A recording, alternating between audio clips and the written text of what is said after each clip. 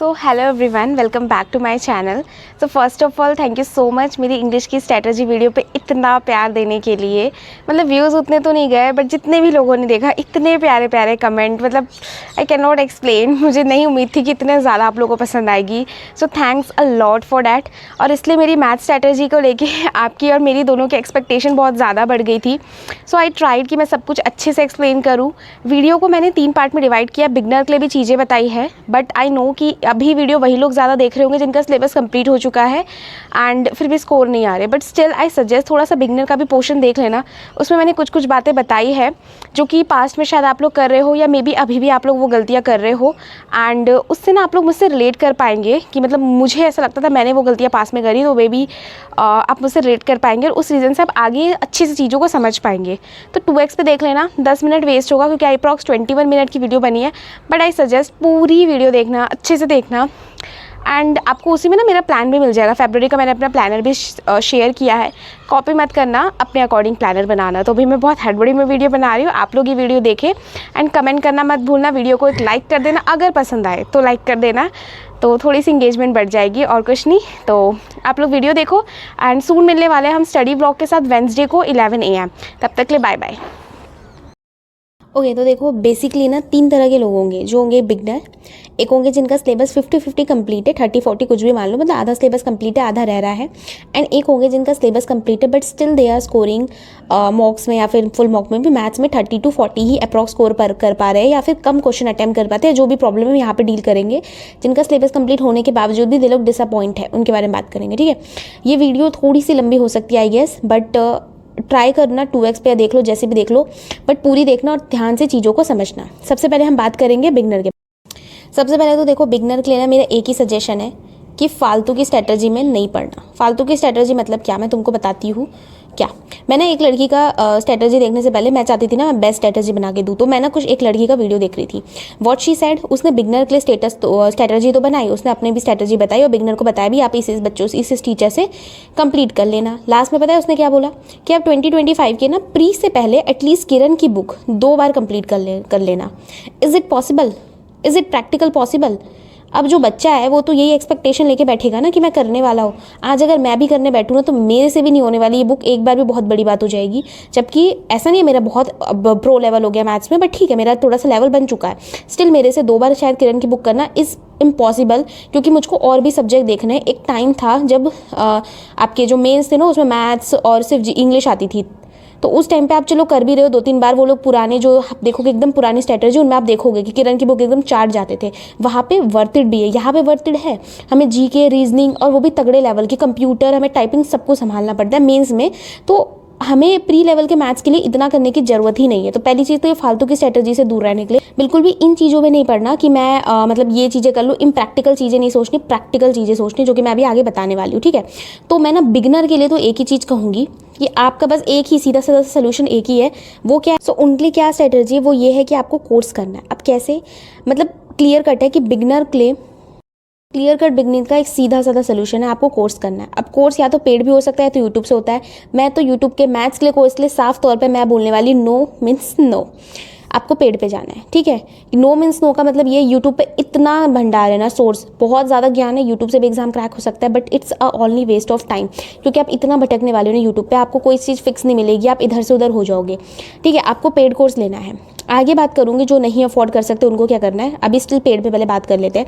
Paid course maths का आजकल 500, 600, max to max 1000 रुपये में मिल जाता है। ठीक है, इधर उधर ज़्यादा जाने की ज़रूरत नहीं, आप किसी भी टीचर से पढ़ो। ठीक है, मैं तुम्हें क्लियर बताती हूँ, हर एक टीचर आजकल जितना भी टीचर पढ़ा रहा है, हर एक के पास कम से कम 5000 बच्चे इनरोल होते हैं।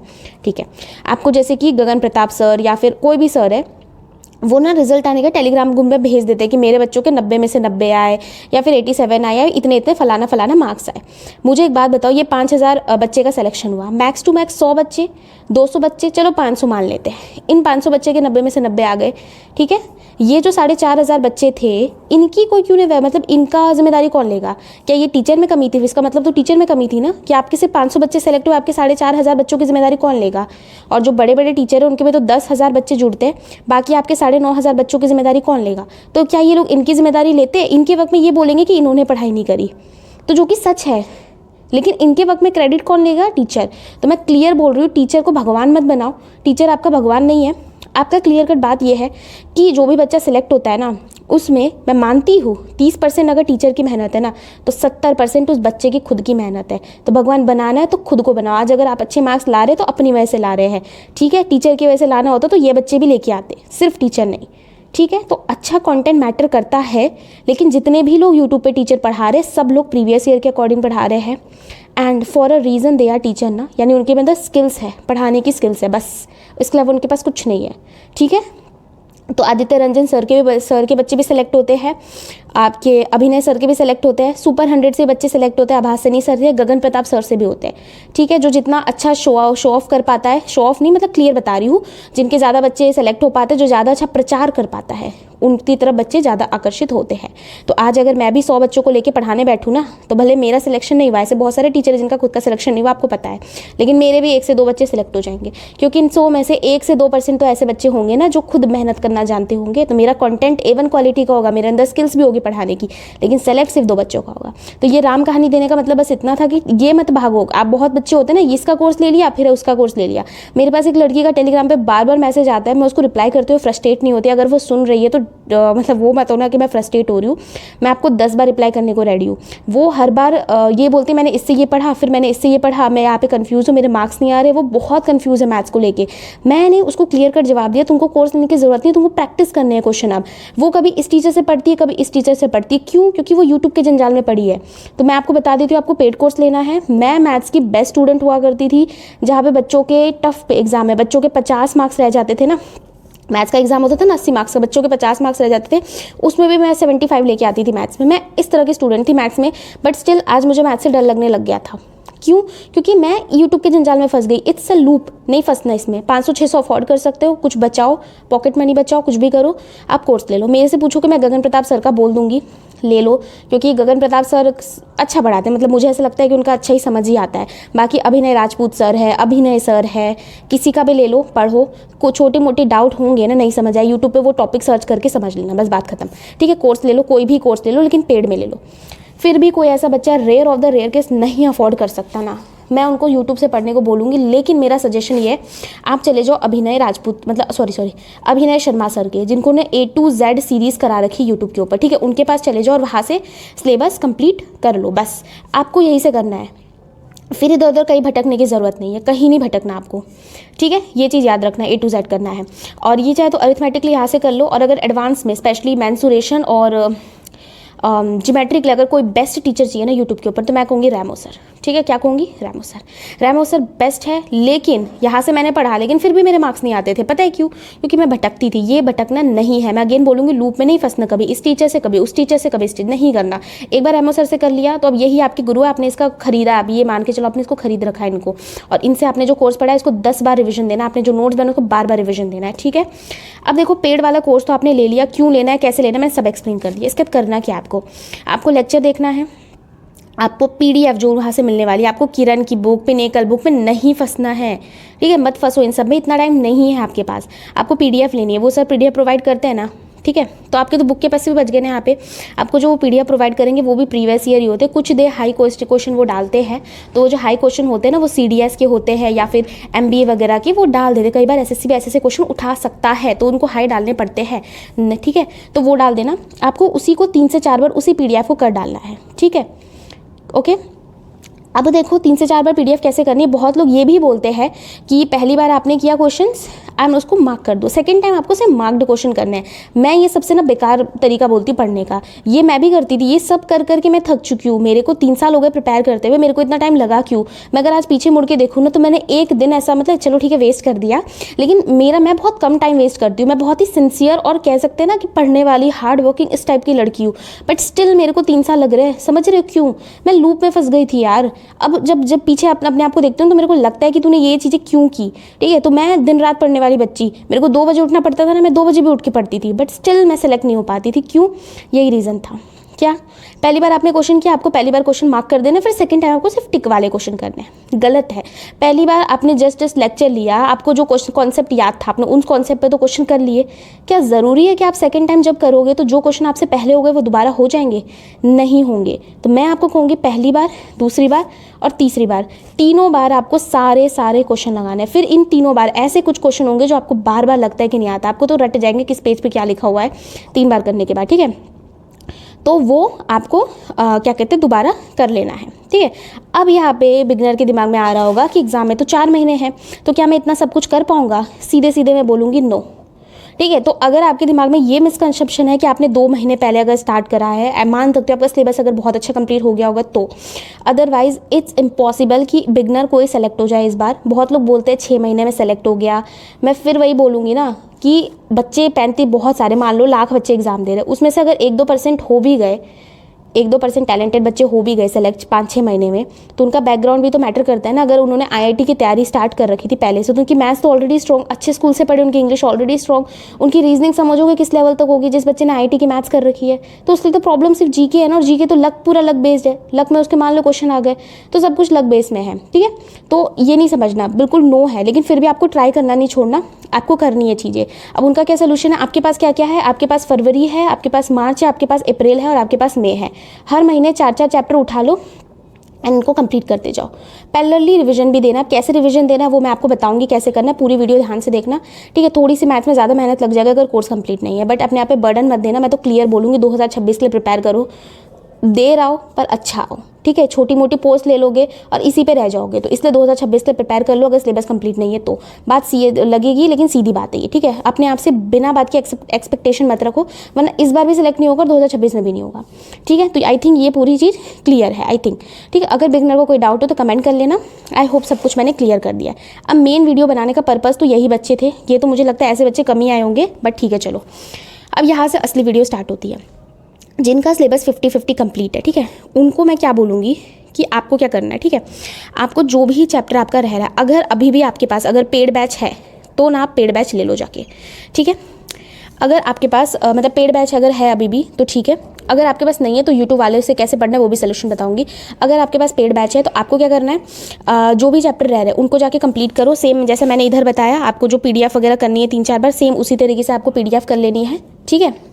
फॉर सपोज आपने कुछ चैप्टर थे जो कि आपको रिवीजन करना है, तो रिवीजन आप कैसे करोगे? आप अगेन पीडीएफ उठाओगे। आपका दिमाग बार बार कहेगा लेक्चर देख लेना, चल दोबारा से लेक्चर देख ले।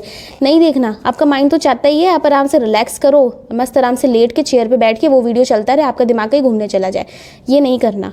आपको कितना भी दिक्कत हो जाए, आपने एक बार लेक्चर देख ली ना, इनफ है। जबरदस्ती अपने को पीडीएफ लेके बैठो, पहला क्वेश्चन करने बैठो, नहीं हुआ, लेक्चर पे जाओ, जहाँ पे सर ने पहला क्वेश्चन समझाया ना वो समझो, वापस आ जाओ, दूसरा क्वेश्चन करो, नहीं हुआ, फिर से लेक्चर देखो, दूसरा क्वेश्चन, गारंटी तीसरा क्वेश्चन आपका दिमाग सॉल्व कर देगा, चौथा कर देगा, फिर 5वां नहीं हुआ, लेक्चर देख लो, फिर छठा नहीं हुआ तो लेक्चर देखो, और सिर्फ छठे का लेक्चर देखना है, फिर 7वां 8वां ऐसे करते जाओ।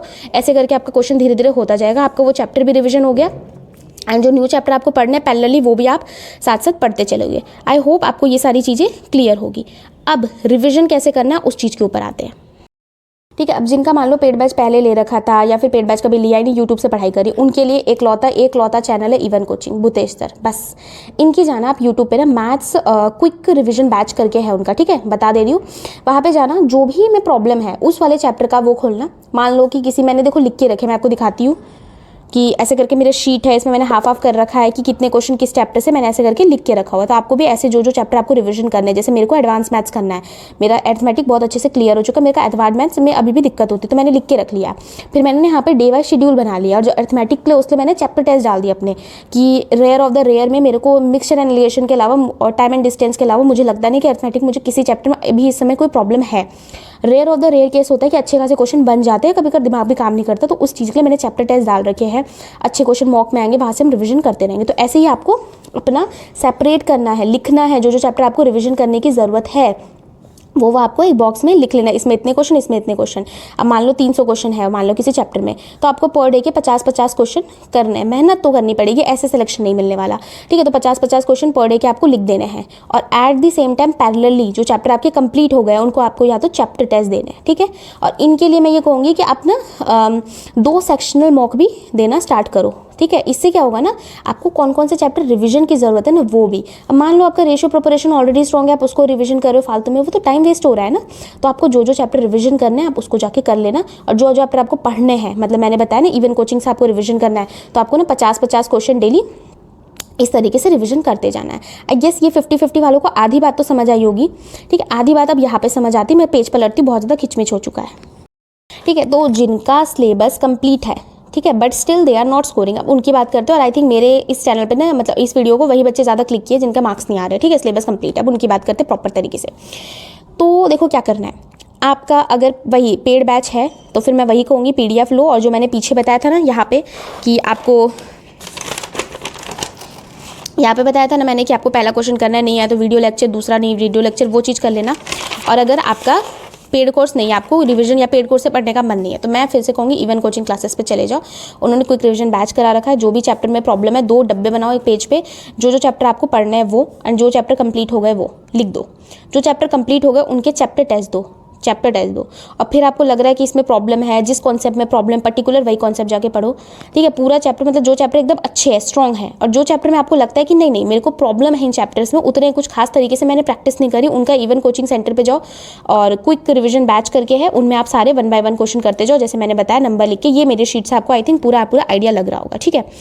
अब ये बोलूँगी कि पर्टिकुलर चैप्टर में आपको ये कर डालने हैं, इनके एक बार चाहे तो लेक्चर से कर लो, और आपके पास अभी भी अगर काफ़ी टाइम बचेगा, जैसे फरवरी और मार्च तो आई गेस आपका इसी चीज़ में लग जाएगा पूरा, ठीक है। मार्च के बाद आपको अप्रैल और मई बचेगा, तो अप्रैल मई में क्या करना है, इनकी ना PDF ऑलरेडी सेंड है, आप उन PDF को जाके पढ़ो। उन PDF से अगेन आप क्वेश्चन नंबर 1 करना, 2 करना, आई गेस आपसे नहीं होगा, दूसरा क्वेश्चन भी नहीं होगा, कोई नाराज़ होने वाली बात नहीं है, मेरे से भी नहीं हुए थे।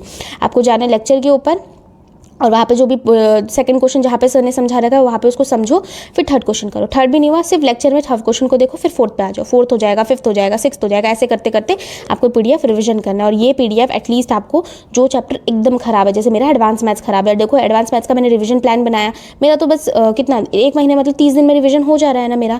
और जिनका सिलेबस कंप्लीट है आई थिंक उनके भी 5-6 चैप्टर ही ऐसे होंगे, तो आपको टारगेट करना है ना कि 1 महीने में रिवीजन कर लेना है। तो जब सेकंड महीने में जाओगे तब आप एटलीस्ट 2 बार उस चीज़ को रिवीजन कर पाओगे। एंड आई थिंक आपने इधर एक बार कर ली रिवीजन, इधर आपने 2 बार कर ली, तो 3 बार अगर आपने किसी चैप्टर को रिवीजन कर लिया तो इससे ज़्यादा इसकी चीज़ की ज़रूरत भी नहीं है। पैरेलली आप सेक्शनल टेक्स्ट भी दे रहे हो मैथ्स में हफ्ते में 2, एंड आप चैप्टर टेस्ट भी दे रहे हो, जैसे मैंने इधर प्लानर बना रखा है वो, ठीक है। तो आई डोंट थिंक कुछ करने की अब ज़रूरत है। मैथ्स में मूल मंत्र एक ही है, कुछ भी नहीं है, प्रैक्टिस प्रैक्टिस एंड प्रैक्टिस। अब एक और चीज़ बताने जा रही हूँ जिसने मेरी मैथ्स को एकदम स्ट्रॉन्ग बना दिया, एकदम कहते हैं ना स्ट्रॉन्ग से अगर है तो स्ट्रॉन्गेस्ट बना दिया।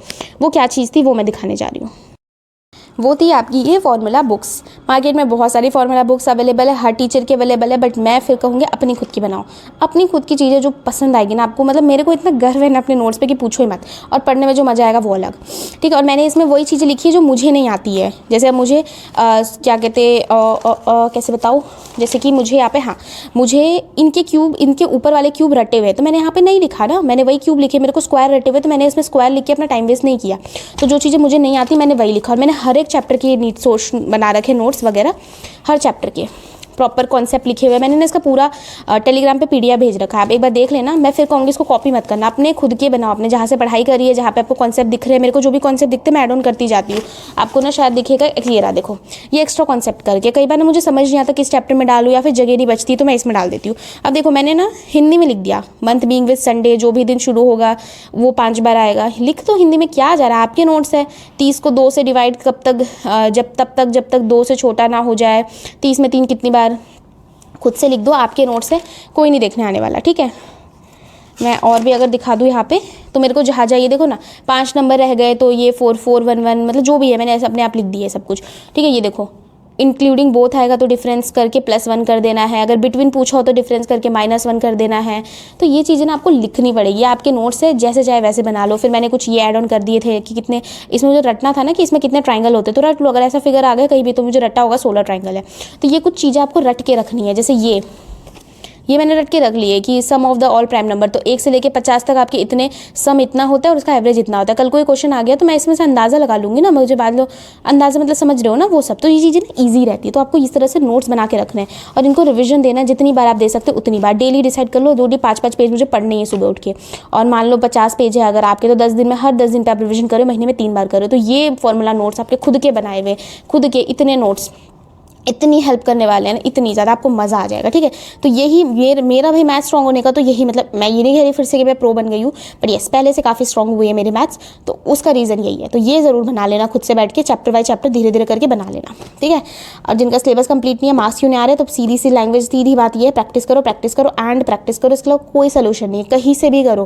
प्रीवियस ईयर ओरिएंटेड करना है, बस बात खत्म। और एक टाइम आएगा बुक से प्रैक्टिस करने के बाद ना, और आजकल का टाइम है बुक के पीछे इतना मत भागो। आज के टाइम पे मुझे लगता है बुक तो लेने की अब ज़रूरत भी नहीं है। ठीक है, जीके के अलावा, जीके की भी आजकल बुक की ज़रूरत नहीं, परमार सर ने वो भी दूर कर दिया है, बट मुझे लगता नहीं किसी बुक की ज़रूरत है। आप चैप्टर टेस्ट PDF वगैरह आपको पेड कोर्स में मिलते हैं, पेड कोर्स में इन्वेस्ट करो, PDF वगैरह मिलते हैं, वहाँ से अपना रिविजन कर लो। ठीक है, and that's it. I think मैं क्लियर कर पाई, मुझे लगता है, मुझे अंदर से फील हो रहा है कि इंग्लिश जितनी तो अच्छी नहीं स्ट्रेटजी बन पाई है शायद से। स्टिल कोई डाउट हो तो कमेंट करना, आई विल ट्राई कि मैं थोड़ा सा कर सकूँ। बाकी मेरी जो भावनाएं थी, जो आपको व्यक्त करनी थी, वो सब शायद मैंने एक्सप्लेन कर दिया है। कमेंट बॉक्स में बताना कैसी लगी वीडियो, कुछ और डाउट अगर बच रहा हो तो वो भी बता देना। मैं अलग से मैथ्स से रिलेटेड क्वेश्चन करके एक वीडियो ले आऊँगी, जिसमें आपके जो भी क्वेश्चन है वो सब मैं आंसर कर दूँगी। ठीक है, तो that's set for this video. मिलते हैं किसी अगली वीडियो में, तब तक के लिए बाय बाय।